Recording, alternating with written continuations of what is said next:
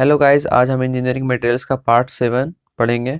Part 7 में हम लोग प्रॉपर्टीज़ ऑफ मेटल्स के बारे में पढ़ेंगे। हम लोगों ने मेटल्स के बारे में, मटेरियल्स के बारे में प्रॉपर्टीज़ पढ़ा है, क्लासिफिकेशन ऑफ मटेरियल्स पढ़ा है।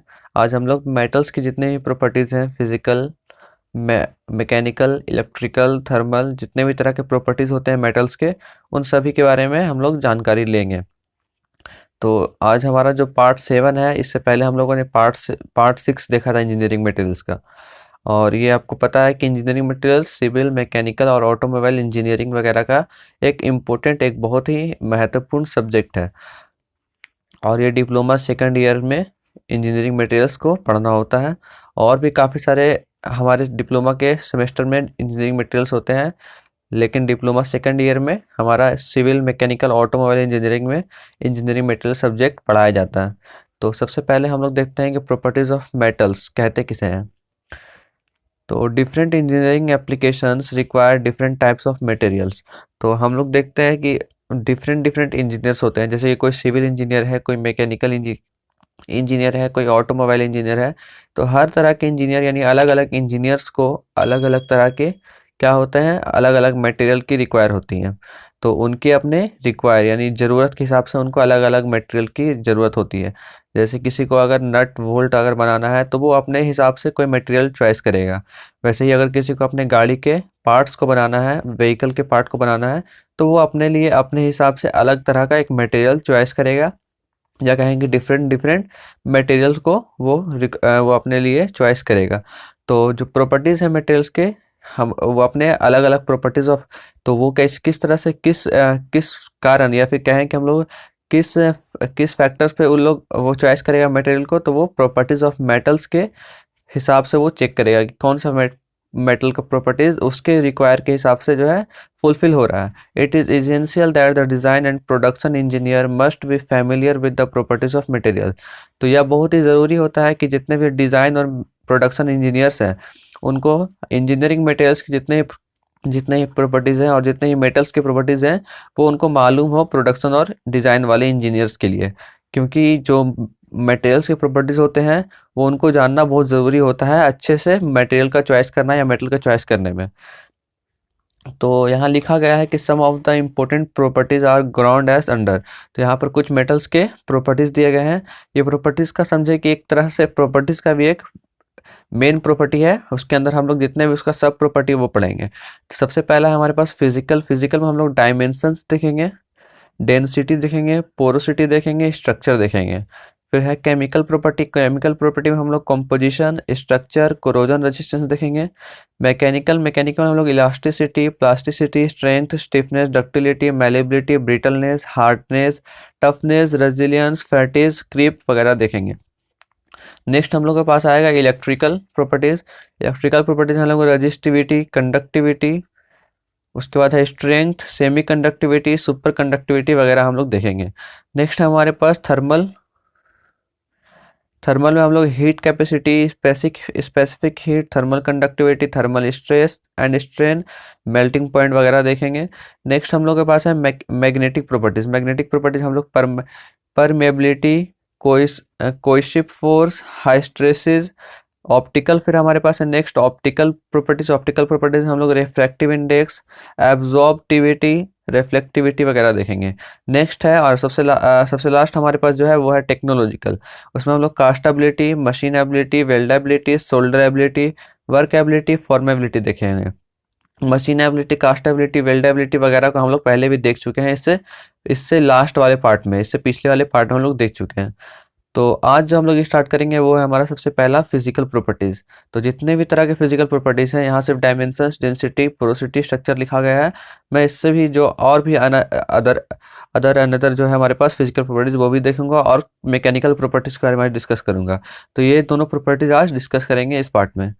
तो सबसे पहले देखते हैं फिजिकल प्रॉपर्टीज। तो सबसे पहले जानते हैं कि फिजिकल प्रॉपर्टीज होता क्या है। A physical property is any property that is measurable and which is determined by nature. There are many physical properties.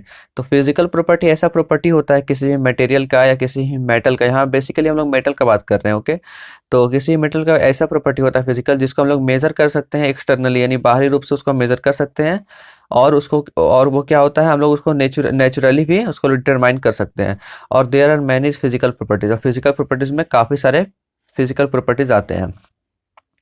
पहला है हमारे पास लस्चर। लस्चर का मतलब लोग समझते होंगे चमक, चमक, किसी भी मेटल का चमक। तो metals have the quality of reflecting light from its surface and can be polished. ऐसा मेटल जिसको हम लोग पॉलिश करने पर वो चमकता है, यानी उसके सरफेस से लाइट रिफ्लेक्ट होता है, यानी वो चमक देता है, लस्टर देता है, उसको हम लोग मेटल्स कहेंगे। वो एक मेटल्स का प्रॉपर्टी है। तो और मेटल को हम लोग पॉलिश भी कर सकते हैं, मेटल कैन बी पॉलिश्ड, और उसके सरफेस पर क्या होता है, लाइट रिफ्लेक्ट होता है, पॉलिश करने पर या बिना पॉलिश के भी रिफ्लेक्ट होता है, जैसे कि gold, silver and copper. Luster is known as brightness of surface. Luster of some metals or alloys are. तो हम लोग जो लस्टर है, लस्टर को ब्रिटलनेस नहीं, ब्राइटनेस के surface of brightness of surface के नाम से भी जानते हैं, यानी कि उसके हम लोग लस्टर को भी चमक कह सकते हैं, और ब्राइटनेस मतलब भी चमक होता है। और लस्टर जो होते हैं मेटल्स और एलॉयज के कुछ यहाँ पर दिए गए हैं, जैसे कि यहाँ पे एल्यूमिनियम है, एंटीमनी है, जिंक है, गोल्ड है। इनमें जो चमक होती है, यानी जो लस्टर होती है, इसको हम लोग ब्राइट कहते हैं। सिल्वर, स्टेनलेस स्टील, क्रोमियम है, इसको हम लोग शाइनिंग कहते हैं। इसमें जो चमक होती है, लस्टर होती है, इसको हम लोग शाइनिंग कहते हैं।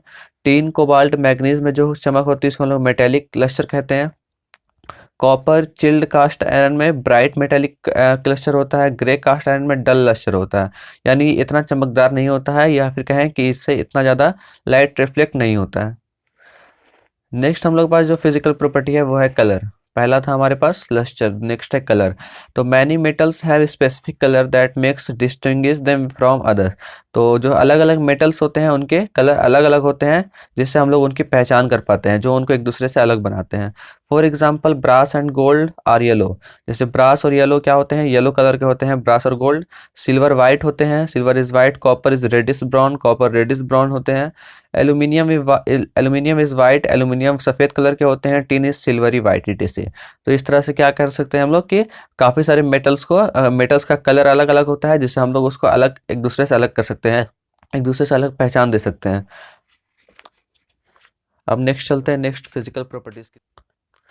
नेक्स्ट फिजिकल प्रॉपर्टी है हमारे पास डेंसिटी। डेंसिटी का मतलब आप लोग समझते हैं।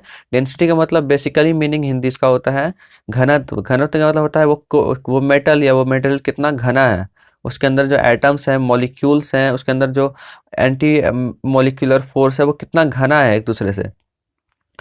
तो हम लोग इसको फिजिकली या फिर मैथमेटिकली कैसे डिनोट करते हैं, तो weight per unit volume of material is known as at its density. यानी कि किसी भी मेटल का या मटेरियल का मास उसके वॉल्यूम से अगर हम लोग उसको डिवाइड कर दें, या फिर पर यूनिट वॉल्यूम उस मटेरियल का क्या होता है, डेंसिटी होता है। हम लोग डेंसिटी का फॉर्मूला क्या पढ़े हैं, अगर 10th 9th में अगर हम लोग पढ़े हैं, तो मास अपॉन वॉल्यूम, यानी किसी भी मेटल का कितना मास है और उसका कितना वॉल्यूम है, उससे जब हम लोग उसको भाग देते हैं तो जो हमारे पास आता है वो उसका डेंसिटी आता है, यानी वो कितना घना है। तो weight per unit volume of material is known as its density. और यहाँ जो हम लोग इंजीनियरिंग में डेंसिटी निकालेंगे वो थोड़ा अलग तरह का रहेगा। फॉर्मूला सेम रहेगा लेकिन थोड़ा अलग तरह का रहेगा। For metals it can be calculated as. तो मेटल्स के लिए हम लोग डेंसिटी कैसे कैलकुलेट करते हैं, उसका फॉर्मूला है small n capital A upon small a cube into n for cubic lattice. और क्यूबिक लैटिस का मतलब है जो मेटल के अंदर जो संरचना होती है यहाँ पर, उसके हिसाब से जो दिया गया हमारा डेंसिटी का फॉर्मूला है मेटल के लिए वो ये है। इसके अंदर कौन कौन सी चीज़ क्या क्या है, तो सबसे पहले स्मॉल एन क्या है, number of atoms per unit cell. यानी लैटिस के अंदर जो पर यूनिट सेल होते हैं उसके अंदर जो नंबर ऑफ एटम्स है, पर यूनिट सेल में जो नंबर ऑफ एटम्स है वो हमारा एन है। ये क्या है, weight of A gram atom, यानी ग्राम एटम एक एटम का कितना वेट है ग्राम में वो है। फिर है लैटिस पैरामीटर, यानी ये जो स्मॉल ए दिया गया है और उसको क्यूब करना है, जब फॉर्मूला हम लोग इसको यूज़ करेंगे तो उसका क्यूब लगाना है। और ये क्या है, लैटिस पैरामीटर है। कैपिटल एन क्या है, नंबर ऑफ एटम्स पर ग्राम एटम। तो ये हमारा वेट था ए, और कैपिटल एन क्या है, नंबर ऑफ एटम्स पर ग्राम एटम, यानी पर ग्राम एटम जब नंबर ऑफ एटम्स है वो हमारा कैपिटल एन है। तो सच दैट एवोगाड्रोस नंबर हमारा, इसमें एवोगाड्रोस नंबर भी यूज़ होगा कहीं पर, तो हम लिख सकते हैं कि एवोगाड्रोस नंबर क्या होता है, 6.03 इंटू 10⁻23 एटम्स पर molecule. For a specific material density remains constant but it varies for different materials. तो किसी भी एक मटेरियल के लिए उसका जो डेंसिटी होता है वो कांस्टेंट होता है, लेकिन डिफरेंट डिफरेंट मटेरियल्स के लिए वो वेरी होता है। अब समझते हैं कि फैक्टर्स क्या क्या होते हैं डेंसिटी ऑफ मटेरियल के। तो factors of density of material, पहला है प्योरिटी ऑफ द मटेरियल, कि वो मेटल कितना प्योर है, मटेरियल कितना प्योर है। दूसरा है volume of the pores in the material, यानी कि उसके जो पोर्स हैं उस मटेरियल के अंदर उसका वॉल्यूम कितना है। ट्रीटमेंट ऑन द मटेरियल, यानी उसको उस मटेरियल को कितना ट्रीट किया गया है। The ratio of density of material to the density of water is known as a specific gravity of the material. तो the ratio of density of material to the density of water, अगर हम लोग density का किसी material का density लें और water का डेंसिटी लें और उसको हम लोग डिवाइड करें तो उसको हम लोग कहेंगे कि वो स्पेसिफिक ग्रेविटी है मटेरियल का, यानी कि density of material upon density of water is known as specific gravity. इसको हम लोग किस तरह से लिख सकते हैं, density of material upon density of water किसके बराबर है, स्पेसिफिक ग्रेविटी के, specific gravity of material. Okay, अब हम लोग नेक्स्ट प्रॉपर्टी की तरफ चलते हैं, physical property. Next physical property हमारे पास पोरोसिटी यानी पोर्स का मतलब जानते हैं, पोर्स होता है किसी भी मेटल्स या किसी मेटल के अंदर जो उसके अंदर जो खाली स्थान होते हैं उसको हम लोग पोर्स कहते हैं। Material containing pores within it is said to be porous material, porosity is given as. तो जिस मटेरियल के अंदर कंटेन होते हैं पोर्स उसको हम लोग पोरस मटेरियल कहते हैं। और पोरोसिटी को अगर फॉर्मूला देखें तो पोरोसिटी का फॉर्मूला इस तरह से है कि ट्रू पोरोसिटी कैसे नापा जाता है, यानी कैसे मेजर किया जाता है, टोटल पोर वॉल्यूम, यानी उस मटेरियल में जितने भी पोर हैं उसको अगर मिला कर जो टोटल पोर वॉल्यूम है उसको हम लोग जितना उसका पूरा मटेरियल का वॉल्यूम है उसको हम लोग डिवाइड कर दे तो हमारे पास ट्रू पोरोसिटी आएगा। Porosity is important property in certain application like sinter self lubricated bearing in which pores can observe lubricant. तो पोरोसिटी का इंपॉर्टेंट वहाँ पर ज़्यादा होता है या फिर वहाँ पर ज़्यादा इसका एप्लीकेशन होता है जहाँ पर हम लोग सेल्फ लुब्रिकेटेड बियरिंग का यूज़ करते हैं। जैसे आप लोग बियरिंग देखे होंगे, इसके अंदर क्या होता है, हम लोग लुब्रिकेंट वगैरह जो तेल वगैरह डालते हैं तो वो उसको ऑब्जर्व कर लेता है क्योंकि उसके अंदर पोर्स होते हैं। नेक्स्ट है हमारे पास स्ट्रक्चर में दिया गया है, in a more detailed sense structure includes electron structure on a subatomic level, crystalline structure on a atomic level and microstructure on a microscopic level। तो स्ट्रक्चर के यहाँ पे काफ़ी सारे डिटेल दिए गए हैं। तो स्ट्रक्चर में सबसे पहला है हमारे पास इलेक्ट्रॉन स्ट्रक्चर कहाँ पे हम लोग देखते हैं, सब एटॉमिक लेवल में, यानी एटम से भी हम छोटे लेवल में जाते हैं तो हमारे पास इलेक्ट्रॉन का स्ट्रक्चर दिखता है। क्रिस्टलाइन स्ट्रक्चर कहाँ पर दिखता है, एटॉमिक लेवल पर दिखता है। और माइक्रो स्ट्रक्चर कहाँ दिखता है, माइक्रोस्कोपिक लेवल पर, यानी बहुत ही छोटे लेवल पर। नेक्स्ट चलते हैं हम लोग पास डायमेंशंस क्या होते हैं, डायमेंशंस यानी वो उसका साइज, उसका shape. This include size, shape and tolerances on materials. Size is determined by breath, width, length, diameter etc।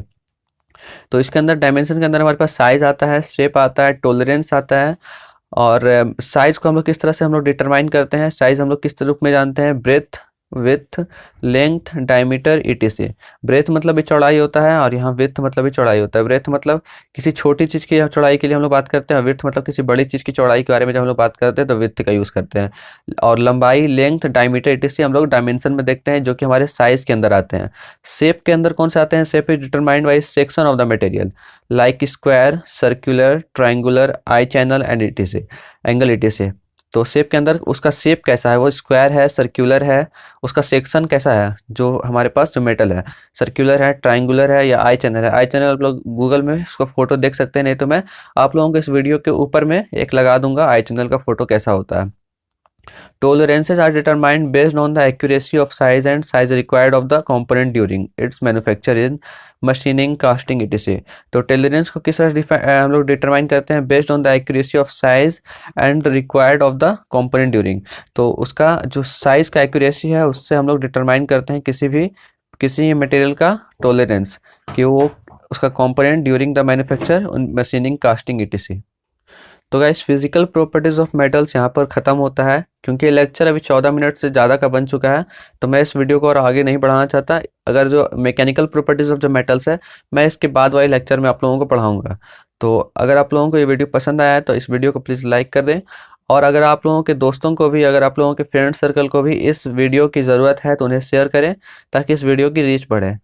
और अगर आप लोग नए हैं चैनल पर तो सब्सक्राइब करें और उसके बगल वाले बेल आइकन को भी प्रेस करें। Thanks for watching this video.